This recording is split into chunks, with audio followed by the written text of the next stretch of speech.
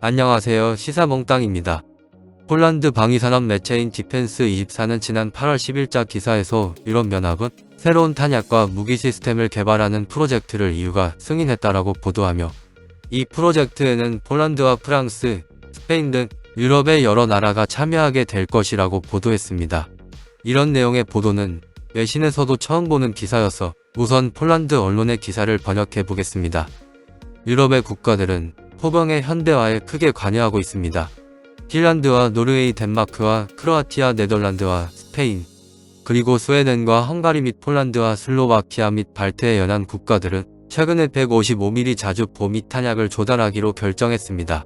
이 밖에 독일과 체코도 포병의 현대화 프로그램을 준비 중이며 일부 물량은 폐기된 장비를 다시 수리해서 사용 예정입니다. 이러한 유럽의 포병 현대화 계획 중 일부는 일찍이 계획되었지만 나머지는 우크라이나 사태 이후 러시아의 위협 수준이 높아짐에 따라 포병의 현대화 계획에 착수했습니다. 포병을 사용하면 더 먼 거리에서 특정 목표물에 대해 폭격을 가할 수 있으며 동맹군의 공동 지원이 없을 때에도 부대를 지원할 수 있습니다. 이는 전장의 시나리오에서 중요한 과제가 될 것입니다. 52구경 장포신은 오늘날 유럽의 곡사포들 사이에서 표준 규격입니다. 52구경 장포신의 베이스 블리드탄을 사용할 경우 사거리는 약 40km로 늘어납니다. 이 같은 수치는 폴란드 크락과 크로아티아와 리투아니아, 이탈리아와 네덜란드 및 그리스에서 운영 중인 독일의 PZH-2000, 핀란드와 에스토니아, 노르웨이에서 운용 중인 한국의 K9, 그리고 프랑스 세자르 시스템에 따른 것으로 볼 수 있습니다. 나열된 국가 중 일부 나라는 곡사포용 정밀 탄약도 조달했습니다. 유럽의 포병 부대는 잠재적인 적들이 포에 대한 기술 개발 및 현대화 프로그램을 시작하자 이유는 특히 포의 사거리와 관련하여 포병 자산의 성능을 향상시킬 필요성을 느꼈습니다. 앞서 언급한 요구사항을 해결하기 위한 작업은 이미 시작되었습니다. 여기서 이유는 두 가지 개발 경로를 선택할 수 있습니다. 첫 번째는 새로운 장거리 및 정밀 유도탄을 개발하여 사거리를 늘리는 것이고, 두 번째는 포 자체의 성능을 향상시켜 사거리를 늘리는 것입니다. 후자는 배럴의 길이를 늘리거나 챔버의 부피를 늘려서 해결할 수 있습니다. 이처럼 이유는 포병의 사거리와 관련된 연구 개발을 지원해야 할 필요성을 인식했습니다. 따라서 최근 승인된 유럽 방위산업 개발 기금 프로그램 30개 중에 2개가 포병에 관련된 내용입니다. 첫 번째 이름은 파이어스 프로그램입니다. 파이어스 프로그램의 목표는 유럽형 정밀 유도 155mm 발사체 및 로켓을 개발하는 것입니다. 이에 대한 연구는 24개월 동안 지속되며 EU 전체에 350만 유로가 지원됩니다. 프랑스 넥스터 시스템사가 파이어스 프로그램을 주도하고 있습니다. 그러나 이 프로젝트에는 폴란드 CRW 텔레시스템 메스코사를 포함한 유럽의 여러 기관이 참여하여 개발한 ATR 155mm 정밀유도 탄약의 포탄용 레이저 유도에 대한 노하우를 제공합니다. 이는 폴란드 기업이 제공한 노하우와 전문성, 그리고 폴란드 기업이 파이어스 프로그램의 일부가 될 수 있다는 사실을 간과해서는 안 됩니다. 그럼에도 불구하고 적어도 지금까지는 앞서 언급한 프로젝트들에 대한 자세한 내용은 공개되지 않았습니다. 그러나 우리는 파이어스 프로그램의 리더인 넥스터사가 155mm 카타나 정밀 탄약을 개발하고 있다는 것을 알고 있습니다. 따라서 파이어스 프로그램이 카타나 프로젝트의 발판이 될 수 있으며, 카타나 프로젝트는 EU의 특정 요구사항에 맞게 수정될 수도 있습니다. 카타나는 관성과 위성 및 레이저 유도 시스템을 활용하는 정밀 유도 발사체입니다. 카타나 발사체는 작년 12월에 처음으로 발사되었고, 카타나는 이전보다 정확도가 훨씬 더 높아졌으며 움직이는 표적도 맞출 수 있습니다. 이 발사체의 초기 버전은 최대 사거리가 30km가 될 것이며, 다음에 배치될 개량형은 최대 60km의 사거리를 제공할 것입니다. 60km의 사거리는 세자르와 크랩, 그리고 K9과 같은 52구경 장포신과 거의 같습니다. 하지만 탄약이 더 나은 성능의 곡사포와 함께 사용될 경우 사거리는 훨씬 더 늘어날 것입니다. 특히 파이어스 프로젝트는 탄약과 함께 로켓 발사체의 개발도 포함하고 있습니다. 그러나 로켓 발사체의 개발에 관한 구체적인 내용은 공개되지 않았습니다. 그러나 MBDA 프랑스가 로켓 발사체를 개발하는 기업 중 하나라는 점을 유의해야 합니다. 독일 MBDA도 최근에 사거리 300km의 경순한 미사일에 관한 테스트를 시도했으며, 스페인도 포병용 정밀 로켓을 개발하고 있습니다. 두 번째 프로젝트인 이컬러스는 155mm 자주포와 로켓 발사기로 구성된 하이브리드 트럭 플랫폼을 기반으로 현대화된 유럽의 포병 시스템에 필요한 기술을 개발하는 것입니다. 새로운 플랫폼은 글로벌 개발 동향에 따라 높은 수준의 자동장전 시스템을 보여줄 것입니다.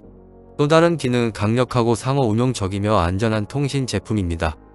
이런 이컬러스 프로젝트에는 스페인 이베리스 에어로 스페셜 디페사가 주도하며 유럽의 에어버스와 프랑스의 덱스터, 그리고 이탈리아의 레오나르도와 이베코뿐만 아니라 슬로바키아의 컨스트럭트와 체코의 타테라 및 핀란드의 파트리아와 기타 슬로바키아와 스페인 및 그리스 기업들도 참여합니다.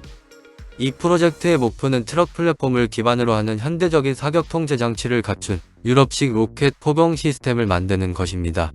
이 프로그램이 개념 연구를 넘어 계속 진행된다면 자주포의 자동화 및 유효 사거리 영역에서 현재 시장에 나와 있는 모든 자주포를 능가하는 155mm 포병 시스템이 개발될 것입니다. 유럽형 자주포의 개발은 유럽의 다른 국가의 활동을 고려할 때 충분히 가능할 것으로 보입니다. 독일은 여기에서 좋은 예입니다. 라인메탈은 V랩과 같은 사거리 확장 탄약을 개발하고 있지만 동시에 차세대 포병 시스템도 개발하고 있습니다. V랩 탄약은 이미 사용 중이며 최소 하나 이상의 나라에서 이 탄약을 조달했습니다. 이 탄약은 52구경 장포신을 갖춘 표준 곡사포에서 발사할 경우 60km를 넘는 사거리를 갖습니다.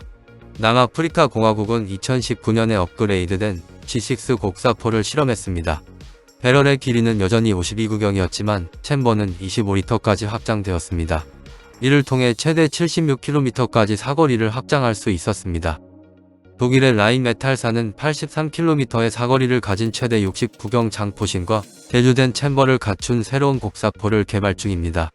최근 독일 연방군은 노스록 그루먼과 독일산 탄약에 미국산 PGK 키트를 통합하는 것에 대해 합의했습니다. 유럽은 유럽연합이 지원하는 나라들 간의 협력을 통해 포병 능력을 개발하고 있지만 미국과도 협력하고 있습니다. 페스코의 텔레에서 진행 중인 유로 자주포 프로젝트는 포병 영역의 또 다른 프로젝트입니다. 페스코 프로그램은 산업계가 아닌 회원국에서 시작한다는 점에 유의해야 하지만 업계와는 여전히 긴밀한 협력을 유지하고 있습니다. 이 프로젝트의 목표는 유럽 국가들이 수행하는 작전에서 방어 능력을 강화할 이동식 포병 플랫폼을 만드는 것입니다. 슬로바키아가 이 프로젝트를 주도하고 있으며 이탈리아와 헝가리도 참여합니다. 흥미롭게도 헝가리는 이미 독일의 PZH-2000 곡사포를 운용하고 있지만 그럼에도 불구하고 헝가리는 이 프로그램에 참여했습니다. 여기서 첫 번째 작업 중 하나는 주자나투 시스템의 이탈리아 볼카노 탄약을 통합하는 것입니다. 볼카노는 레오나르도 및 여러 파트너가 개발한 정밀 유도 무기 체계입니다. 볼카노는 155mm 곡사포와 127mm 한포용으로 사용되는 탄약입니다. 탄화는 DER 및 GLR의 두 가지 변형으로 제공됩니다.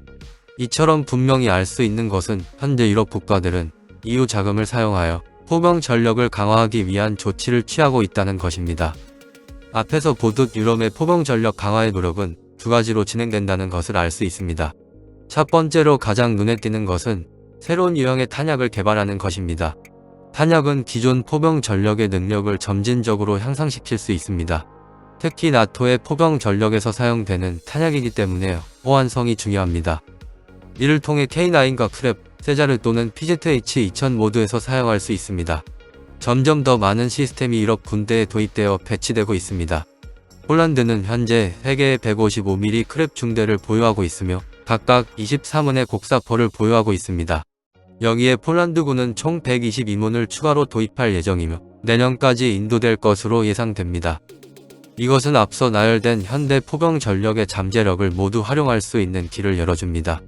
또한 폴란드의 테레시스템 메스코사가 유럽 방위산업 개발 프로그램 내의 프로젝트에 참여하는 것은 주요한 업적이며 폴란드가 유럽의 포병 개발 프로젝트에 참여할 수 있는 기회로도 간주될 수 있습니다. 이상이 기사의 전문이었습니다. 기사의 내용을 함축하면 유럽의 여러 나라들이 러시아의 우크라이나 침공으로 포병 전력을 강화하고 있으며 앞으로 유럽은 유럽방위 기금을 이용하여 유럽에서 표준으로 사용할 수 있는 포병 자산을 개발하고 있다라는 내용입니다. 앞으로 유럽의 포병 자산의 개발은 한국의 K9의 수출과도 연관되어 있어 주목할 만한 움직임이라고 생각됩니다. 이상 시사몽땅이었습니다.